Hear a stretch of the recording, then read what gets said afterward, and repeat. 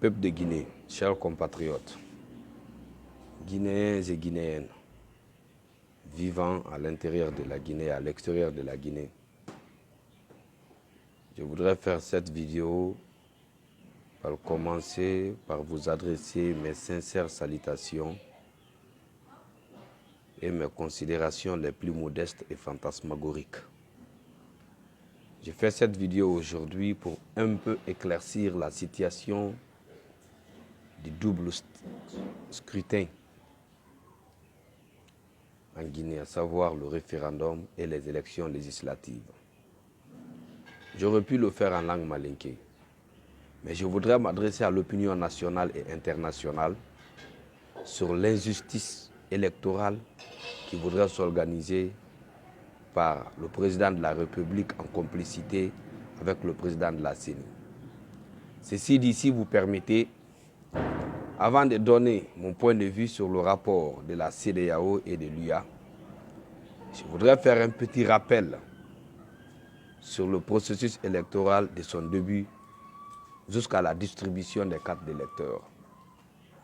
Certainement, j'ai été l'un des premiers en Guinée à signaler que nous ne sommes pas en train d'organiser une élection transparente, une élection libre, mais c'était de la mascarade politique ou électorale.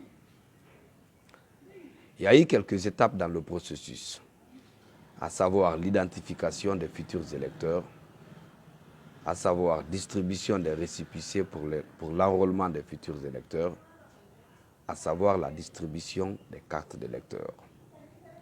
Les failles ont commencé depuis le départ, parce que la mauvaise foi et la mauvaise volonté étaient là pour accompagner ces élections, afin d'empêcher l'opposition républicaine et démocratique de prendre part à ces élections, puisque le président de la République, sachant désormais qu'il n'a pas de militants, sachant désormais que son peuple est déçu de lui, sachant désormais qu'aucun citoyen, aucun bon Guinéen ne supportera un pouvoir à vie pour lui, puisque Sékou Touré n'est pas un cimetière pour lui.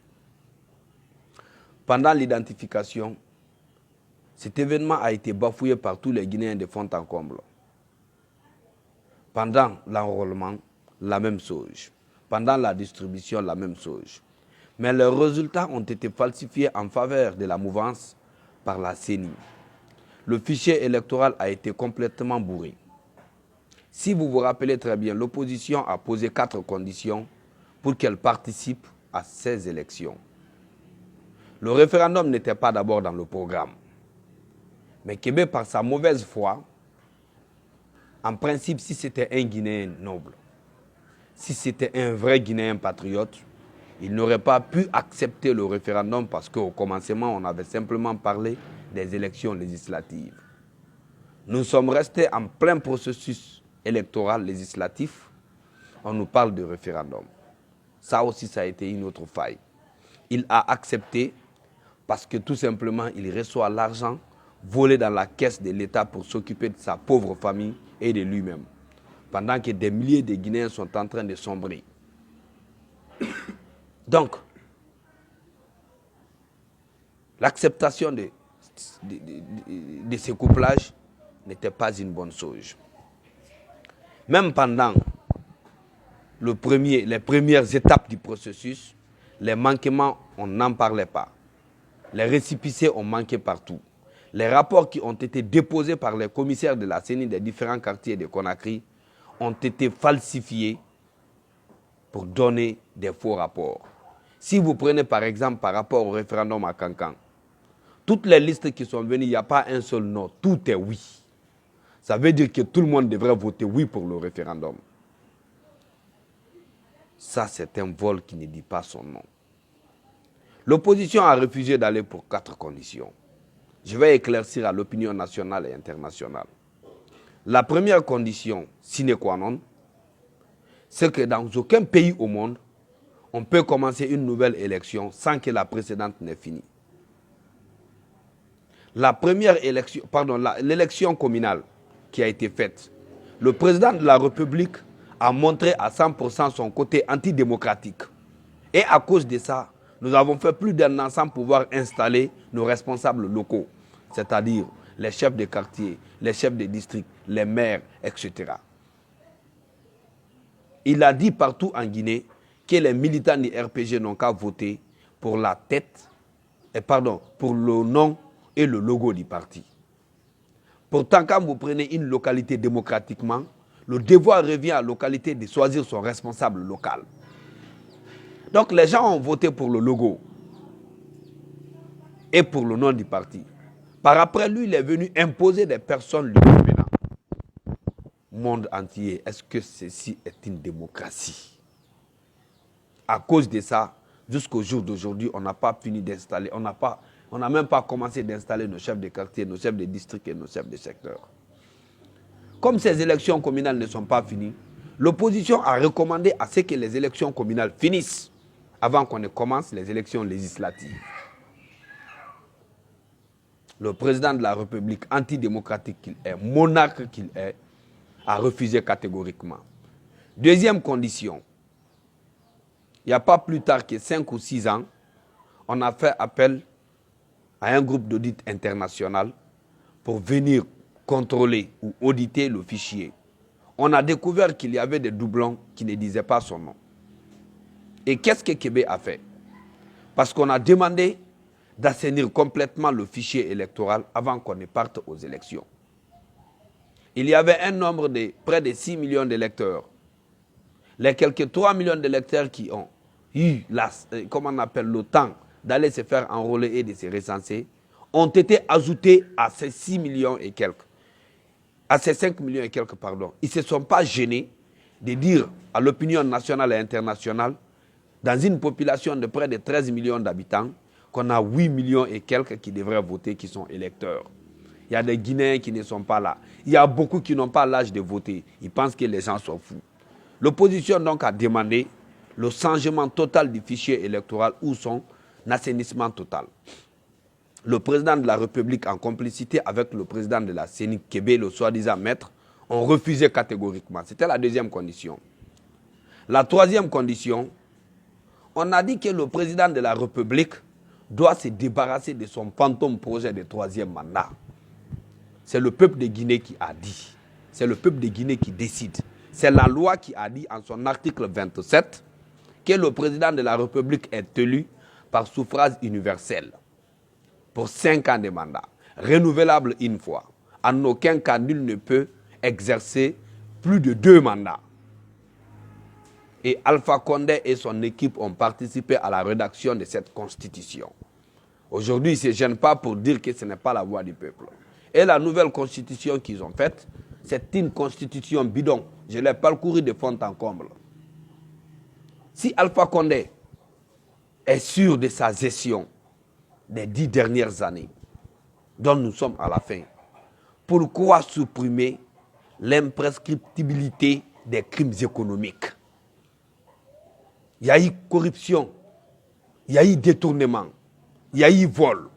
L'État est une continuité. Tous ceux qui ont volé le peuple de Guinée devraient comparaître devant le tribunal pour s'exprimer et donner à la Guinée ce qui lui appartient.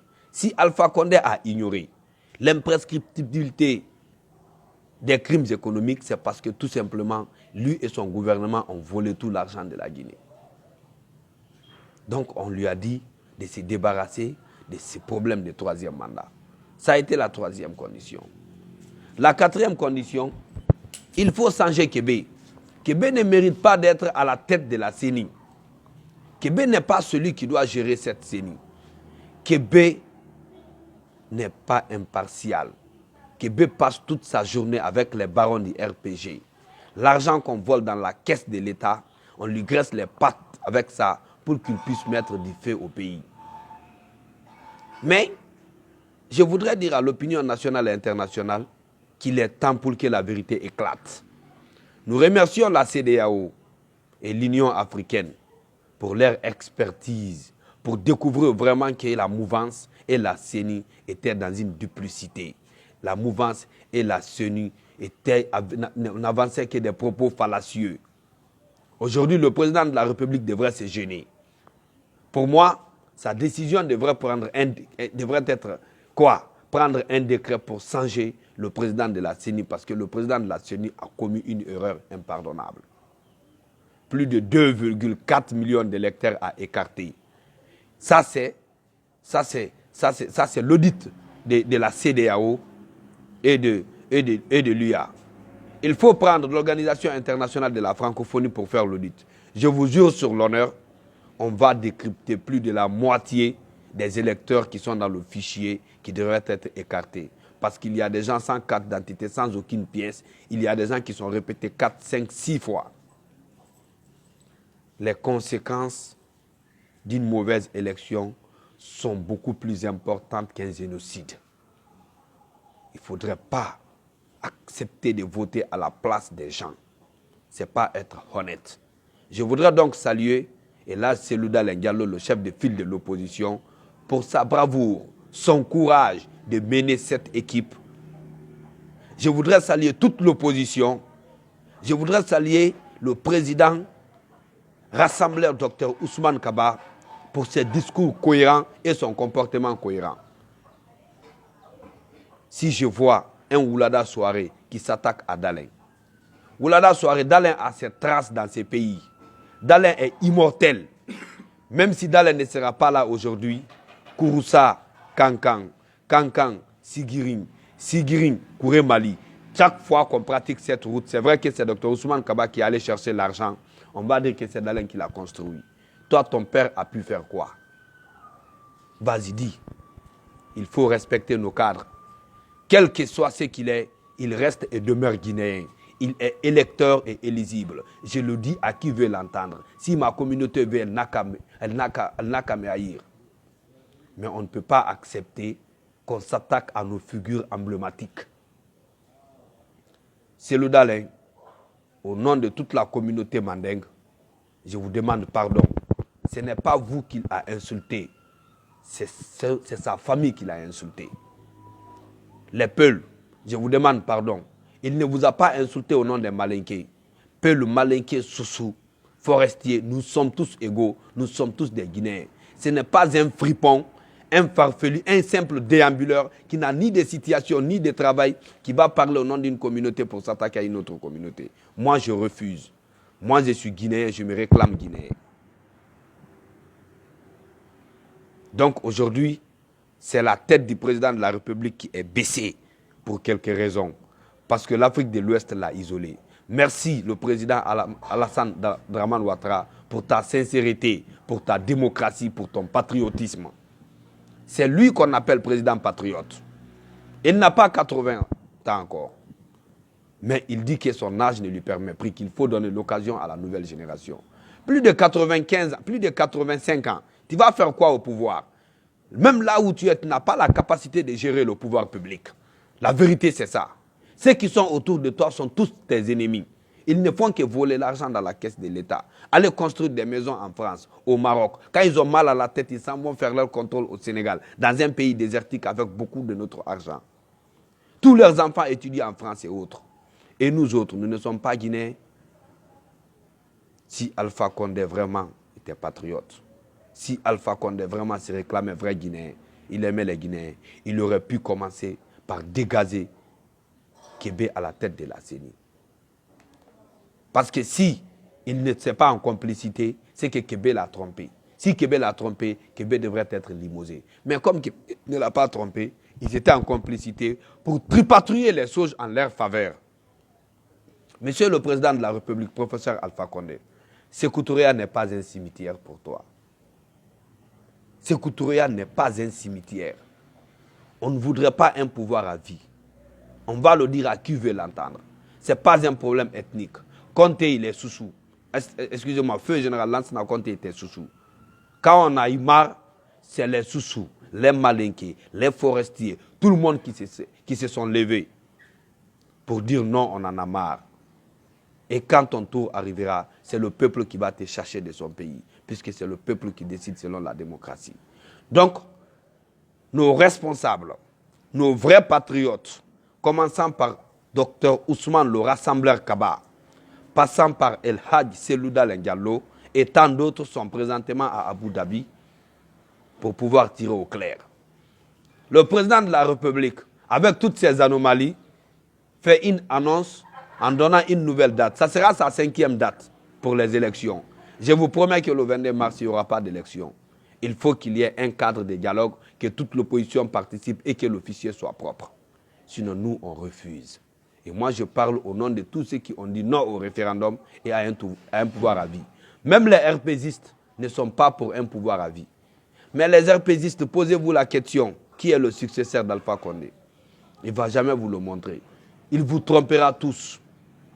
Mais comme il est avec des gens comme les Amadou Damaro, des vrais sinistres, qui ont toujours participé aux guerres en Guinée, qui ne connaissent que l'argent, qui disent, sans avoir honte, que c'est aux États-Unis pendant qu'ils sont en service dans notre pays, pendant qu'ils volent de l'argent dans notre pays. Docteur Diané, quel est ton rôle dans ça? Notre pays est en train de sombrer. Quel est ton rôle? Kassori Fofana, en tant que Premier ministre, quel est ton rôle? Malik Sanko, en tant que responsable de la Caisse nationale, quel est ton rôle? Kiridi Bango, en tant que conseiller, quel est ton rôle? Nantou Chérif, en tant que aussi conseiller d'Alpha Condé, quel est ton rôle? Allez-vous accepter de voir ce pays sombrer avec une population de plus de 75% de jeunes? Allez-vous accepter de détruire l'avenir de ce pays? Soyons conscients. Mettez-vous en tête que vous n'êtes pas les seuls Guinéens et vous n'êtes pas les seuls bénis en Guinée. Professeur Alpha Condé, je ne nie pas tout ce que tu as fait pour ce peuple, mais il est temps que tu quittes. Un fauteuil présidentiel n'est pas un fauteuil royal. La démocratie n'a pas dit ça. Et Sékou Touré n'est pas ton cimetière. Nous voudrions que tu quittes le pouvoir vivant pour que nous puissions nous taper la poitrine demain pour dire que c'est notre c'est notre ancien président. Aujourd'hui, partout où Konaté descend, tout le monde dit que c'est l'ancien président. Ça, c'est un honneur pour lui. Il faut aussi chercher cet honneur. Tous tes amis qui avaient l'idée de briguer un 3e mandat se sont tous retirés. Mais comme c'est toi qui as la tête dure, on va te montrer en Guinée, c'est le peuple qui décide. Et même le RPZ sera le premier à commencer à te combattre. Les Ghanais et autres là, ils ne se gênent pas. Ghané a plus de 17 maisons à Kankan. Ghané n'a pas pu construire un seul hôpital pour sauver la vie des populations de Kankan et il se réclame Kankanka. Amadou Damaro a été humilié à Kéréwani. Tous les enfants, plus de 300 enfants sont sortis pour dire Damaro, menteur, Damaro, menteur. On a vu ça. Mais lui, ça ne le gêne pas parce que son problème, c'est l'argent et le coup d'État. Son objectif, c'est ça. Donc, nos frères et sœurs, qu'ils soient Peul, Malinké ou Soussou, qui sont autour du président de la République pour épargner le pays de la guerre, comme le souhaite la vaillante opposition, comme le souhaite le président rassembleur Dr Ousmane Kaba, le prospère. Nous vous prions de faire une prise de conscience effective pour épargner ces pays de la guerre. C'est nous qui sommes là. Si ça ne va pas aujourd'hui, Damaro prendra un vol pour rejoindre sa pauvre famille. Aujourd'hui, Dr Diané a la possibilité financière de mettre toute sa famille dans un vol pour quitter la Guinée. Tous ceux qui sont autour d'Alpha. Oumar Oulada s'assoit sur ses testicules ici, insulter les cadres guinéens. Où tu vas aller? Tu as volé 300 000 dollars au Mozambique. Tu as laissé ta femme enceinte là-bas. Tu as couru, tu es venu en Guinée. Tu n'as même plus où aller. C'est toi qui es là aujourd'hui à enflammer les sauges. Je prie tous les Malinqués. Personne ne doit écouter ces sinistres. Depuis que j'ai entendu par sa bouche les Malinqués tuer les Peuls, je me suis dit que non, lui c'est un fou. Lui c'est un sinistre. Si ton père a été Peul, il ne t'a pas reconnu, c'est ton problème. Mais tu n'es pas capable de mélanger ce peuple. Le Malinké ne va plus se prendre au Peul. Le peuple ne va plus s'en prendre au Malinké. Le forestier ne va plus s'en prendre à qui que ce soit. Qu'on se donne la main, qu'on soit unis. La Guinée est unie et indivisible. La Guinée est unie et indivisible. Je vous prie de bien écouter cette vidéo, de bien la lire. Parce que si nous ne parlons pas, ces gens qui ont fini de vider notre caisse pour se sauver, ils veulent mettre de la guerre. Parce qu'on va dire, au lieu de parler de vol, de corruption, occupons-nous de la guerre. Toute leur politique, c'est ça. Sinon, Alpha Condé n'avait aucune raison de nier l'imprescriptibilité des crimes économiques qui ont été faits. Les gens ont volé des milliards ici. L'impunité est arrivée à son niveau galopant. Mais la gestion d'un pays, c'est comme un triangle. Ça a une forme pyramidale. Si le sommet est pourri, en bas, tout est pourri. Si le président lui-même prend de l'argent, on ne fait que critiquer Feu général Lansana Conté. Conté n'a pas volé.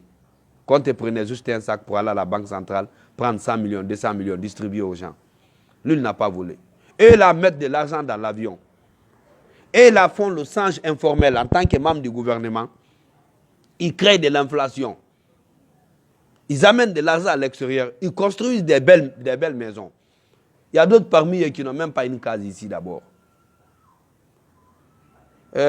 Moustapha Naïté, bravo pour tes travaux. Mais il ne faut pas oublier que tu as un compte à rendre à Oulada. Tu as fait beaucoup de routes. Tu as fait beaucoup de routes. Je voudrais saluer mon cher frère, le président de FND. Son nom c'est quoi Diallo? Aboubacar Diallo. C'est lui le ministre, c'est lui le bon ministre. Quand tu es ministre, tu viens auprès du président, tu défends ta préfecture. Aujourd'hui, on est en train de goudronner tout Pita. Merci mon frère, Pita fait partie de la Guinée. Merci pour ta bonne collaboration. Moustapha Naïté est en train de goudronner toute la Guinée. Quand vous rentrez dans Oulada, Norombo et autres, il n'y a pas un centime de goudron. Moustapha Naïté, tu auras un compte à rendre. Ce que tu fais pour la Guinée. Mais le devoir te revient aujourd'hui, tu es aux affaires de défendre Oulada. Diakaria, du côté de Mandiana, comment on appelle le directeur de la douane, monsieur quoi même, le directeur de la douane là, son nom m'échappe, Toumani Sangaré, vous aurez du compte à rendre à Mandiana. C'est vous qui devriez vous lever aujourd'hui pour prier le président de la République de donner de la route, de l'eau, de l'emploi à la jeunesse de Mandiana. Vous montez et vous descendez pour des campagnes inutiles. Vous n'avez même pas de route. Pour quitter Kanka à Mandiana, c'est une honte. Tu meurs de poussière. Depuis 10 ans, toi tu es à la douane. Qu'est-ce que tu as pu faire comme négociation? Depuis combien d'années Diakaria est ministre? Qu'est-ce qu'ils ont pu faire comme négociation pour donner au moins du goudron à cette ville? Je vais à Sigiri. Beaucoup de Sigirikas sont dans le gouvernement. Les Condé Gawara et autres là. Qu'est-ce que vous avez pu faire pour que Sigiri ait courant? Qu'est-ce que vous avez pu faire pour que Sigiri ait le goudron? Pendant que les autres sont en train de se battre pour donner de l'électricité et des routes et des énergies solaires. Ils ont raison. C'est comme ça qu'on développe un pays. Que chaque ministre arrive à défendre sa préfecture pour qu'il ait une réalisation. Même vous qui êtes là-bas, vous, nos parents, qu'est-ce que vous faites pour qu'Alpha fasse quelque chose pour nous? Déjà, Alpha n'a pas la volonté. Vous-même, vous n'avez pas la volonté. Tout ce que vous gagnez, vous pensez que c'est pour nous. C'est pour vous et vos pauvres familles. Donc, peuple de Guinée, surtout précisément, le Gbekandiamanaka, essayez de faire une prise de conscience. Vous êtes dans une conspiration de très long. Ça fait plus de 35 ans que vous êtes dans une conspiration. Évitez d'être dans cette conspiration. Faisons une prise de conscience. Ce n'est pas un problème de Maléké, ce n'est pas un problème de Soussou, ce n'est pas un problème de forestier. Le problème de la Guinée, c'est Alpha Condé et son arsenal. Alpha Condé est entouré par des bandes de vaillous. Les gens qui ont engenouillé ces pays, les Kirili Bangoura, les Malik Sankong, les Kassori Fofana, ce sont eux qui décident aujourd'hui en Guinée. Des gens qui ont détourné des conteneurs d'argent sur la mer. Les Silla Bill Gates et autres, qui ne sont même pas instruits. Il a plus de 300 camions. Il va prendre ça où? Un simple fonctionnaire à la présidence. Damora a plus de 100 camions. Il va prendre ça où? Un simple député. Mamadi Gana a plus de 20 maisons. À Kankan, ici, il a 17 maisons plus un hôtel. Il a plus de 100 camions. Ils vont prendre ça où si ce n'est pas voler le Guinéen? Ouvrons l'esprit, ouvrons les yeux. Ouvrons les yeux, chers frères. Comprenons que ces gens-là veulent nous prendre pour des salauds. Donnons-nous la main ensemble. On va changer cette équipe qui a échoué. Donc, je voudrais faire cette vidéo pour simplement inviter et impliquer la conscience du président de la République que Maître Kébé ne mérite plus d'être à la tête de la CENI. Parce que Maître Kébé a fait une corruption à un niveau galopant. Il devrait être cherché. Donc si j'ai touché quelqu'un dans ma vidéo, je voudrais présenter mes excuses les plus modestes. Je n'ai rien. C'est ma seule façon de contribuer au développement de mon pays. Dire la vérité à tout le peuple de Guinée, faire comprendre à tout le peuple de Guinée que la Guinée est une et indivisible. Tous les Guinéens sont frères. Les menteurs qui s'assoient, les Peuls sont venus en tel temps. Tous les Peuls sont des Guinéens. Tous les Malinqués sont des Guinéens. Tous les forestiers sont des Guinéens. Tous les sous sont des Guinéens au même pied d'égalité. Il y a des mauvaises personnes dans toutes les ethnies. Mais Oulada Soare, je te conseille, si tu insultes Selou maintenant, je vais attaquer ton père et ta mère. Parce que Selou est une figure emblématique en Guinée. Et les mensonges que vous êtes en train de diffuser, que Ousmane Kaba aide Selou Dalé. Ousmane Kaba cherche le pouvoir, Selou cherche le pouvoir. Aujourd'hui, ils ont un point commun. Ils ont un mal commun, c'est Alpha Condé et son arsenal. Et c'est important qu'ils se donnent la main pour lutter contre ce mal afin de sauver ce peuple. Après, chacun va chercher son pouvoir en sa manière. Donc, peuple de Guinée, si j'ai fait cette vidéo, c'était pour vous alerter par rapport à ces quelques petites situations. Je voudrais enfin présenter mes excuses les plus modestes et fantasmagoriques à tous ceux dont je vais toucher. Je ne le fais pas pour diviser, je le fais pour unir et je le fais pour dire la vérité à mon peuple. Je vous remercie. Wassalam.